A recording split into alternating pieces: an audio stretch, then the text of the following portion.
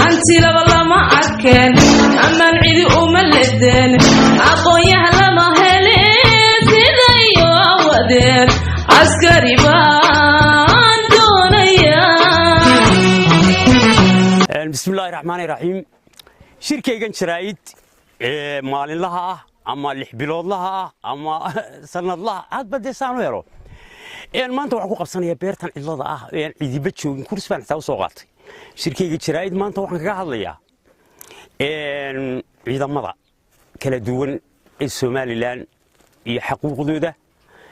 iyo sida waxa ay yihiin ay ka yihiin Soomaaliland inkastoo aanay fiicnayn anigoo qof shacab ah inaan ciidanka ka hadlo waayo ma habboona waa xarig qofka shacabka ah inuu ciidanka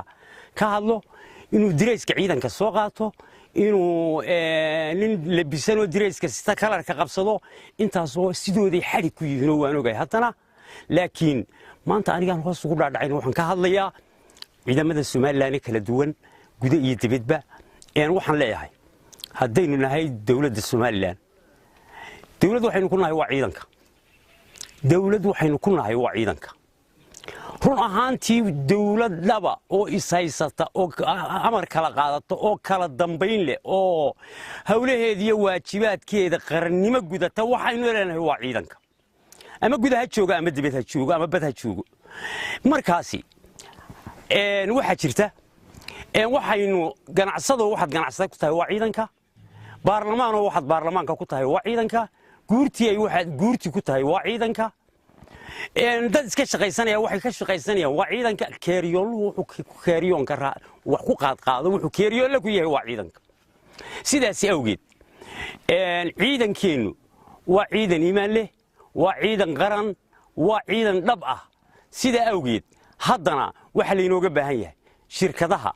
ganacsatada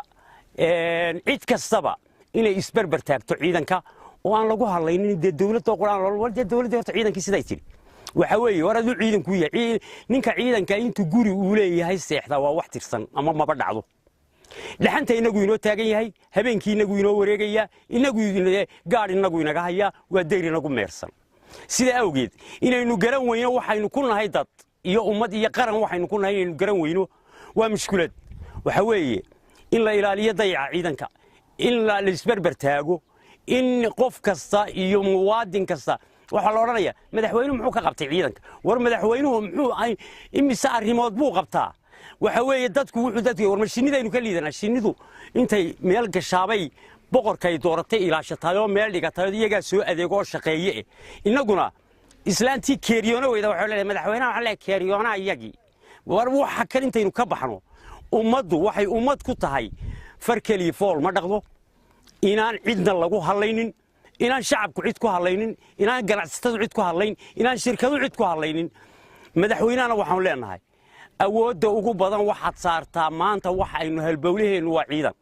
halbowlaheenu iyaynaan dayicin awoodda ugu badan cidna ha kala tashanay waxaad saartaa ciidanka mudnaanta koobaad waxaad siisaa ciidanka kala duwan ee qaranka Soomaaliland ama gudaha jooga ama dibadda jooga ama badha joogi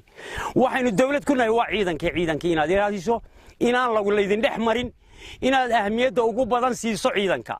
waayo ma ahaanayno wax jiraba de ma ahaanayno ruuxantii ma nihin heegan waxay yihiin bacadka waxay joogan qorraxda dhaxanta meel kama galaan oo bacadka kama harsadaan oo habeenkii ma seexdaan waxay u soo jeedaan inta u heeriyeen waa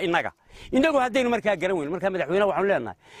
xilka ku saaran uu balaaran yahay inkastoo meel kastaaba qabyo ku tahay awoodda ugu balaaran waxa saartaa ciidanku waa halbowlaha dhiigu maray inoogu weyn markaasi ciidankana waxaan leenahay war waxaanu nahay geedka harsanayseen baanu nahay waanu isognahay haddaan naga dhaqaaqdaan inaan bacadka istaagayno sidii awalba aan noogu direedeen waxa ka helaysaan ciidiina iyo calankiina ka helaysaan abaalkiina cidna ka suguna sida awalba noo ilaalinayseen heeganka noogu ahaydeen ilaahay baa idinka jisaay marinayay sidiina u ahaada waxaanu leenahay madaxweynahana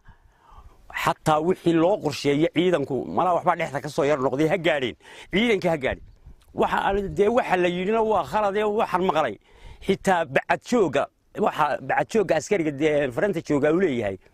markuu fasax yar qaato waa laga jaraa waa yar maqlay runtii baan waxa wallahi war maayo laakiin waxa weeye markaa waxaan leenahay ilaalinta qaranka cidda heeganka u ah ee habeen oo maalin u soo jeeda waa ciidankuna waxaan leenahay cidna ha nagu halaynana ummadiina dalkiina dawladdiina cidna ha ku halaynay sida heeganka ugu haydeen ilaahay baa inoo kiindiray sidii uu ahaada إن شاء الله لكن وحن كده ذلنا حقوق ذلك هدي عافمات هي هدي بيت هي هدي وحكستها هي هدي سات هيبة إنا هشان مدحوينا عيدنك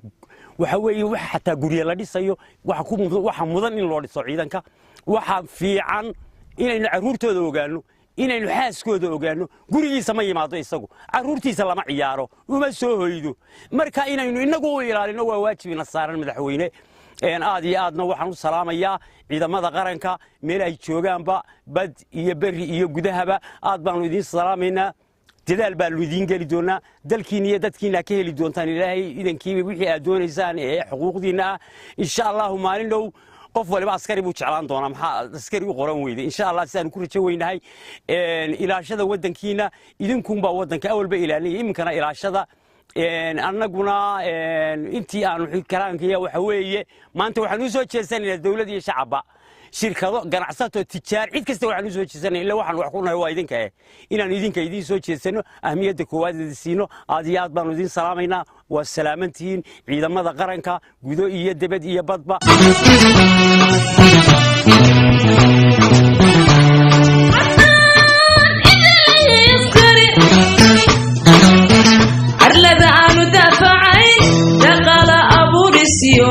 hanti laba lama arkeen